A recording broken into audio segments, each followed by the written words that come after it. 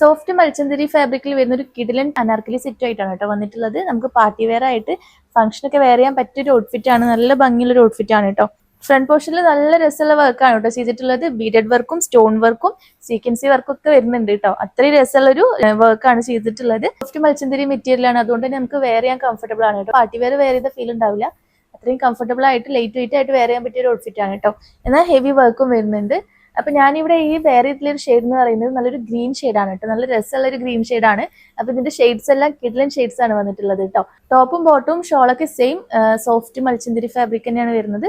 Size available ആയിട്ടുള്ളത് XL to 3XL ആണ്. Price വരുന്നത് 2095 രൂപയാണ് കേട്ടോ. അപ്പൊ നമുക്ക് ബാക്കി ഷെയ്ഡ്സ് ഒക്കെ ഒന്ന് കണ്ടു നോക്കാം.